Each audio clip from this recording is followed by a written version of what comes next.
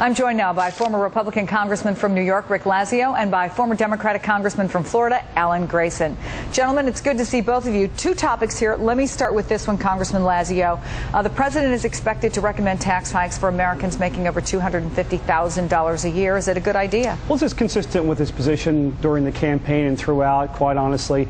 I think what we can't do here is allow this to be a smokescreen for the bigger need, which is deficit reduction. Even if you allow tax hikes to go through for people making over $250,000 a year, it's only going to change about $1 trillion of the nearly $8 trillion under the president's budget that he's going to add to the debt. So that's front and center. Republicans obviously vociferously argue the last thing we need to do when an economy is as fragile as it is to create more uncertainty by pulling the rug out from under small businesses and other people that are employing other Americans. Is that what you think? I do think so. I think, in fact, it does create instability. But I think it's also important for us not to be fixated on just the sideshow of taxes and to be focused on the long-range goal of balancing our budget and getting deficit reduction. Congressman Grayson, do you think that there is some risk here to the long-term economic recovery if you start taxing wealthier Americans? No, the risk is if we don't.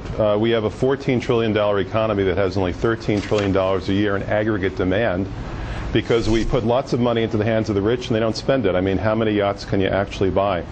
So the result of that is that we have a chronic deficit in the federal government just to keep the economy going because we've given tax cuts to the rich. When the top tax rate was close to 40% under President Clinton, we were 7 years away from paying down the entire federal debt. And since these tax cuts for the rich have gone into effect, we've had endless and growing deficits with no end in sight. So this is the change that we have to make to have any hope of actually dealing with the debt and the deficit. Well, just with all due respect to the congressman, the taxes are not the issue. The International Monetary Fund, the IMF, just came out this week talking about the need for spending reduction. It's spending that's far above the historical levels. But don't most economists and budget analysis, at least the ones I've seen, say it has to be a combination of the two?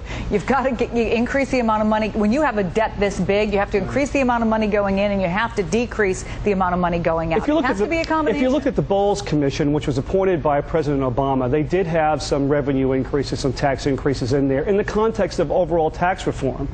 You know, the irony of it is that we probably, the last place that we should be raising taxes is when you have a fragile economy. We have it exactly opposite. You know, when the economy is strong and growing, it's probably a time when you can increase some use.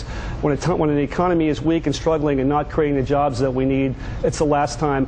I mean, in my view, and in talking to really dozens and dozens of business people, they hate the uncertainty. They don't invest, they don't hire people when they have uncertainty. If we keep changing the tax code, it creates the kind of uncertainty that paralyzes them and inhibits them from investing in plants, in equipment, and in hiring more Americans. And the whole debate, Chris? Congressman Grayson, over the debt ceiling has gotten sort of to become part of this.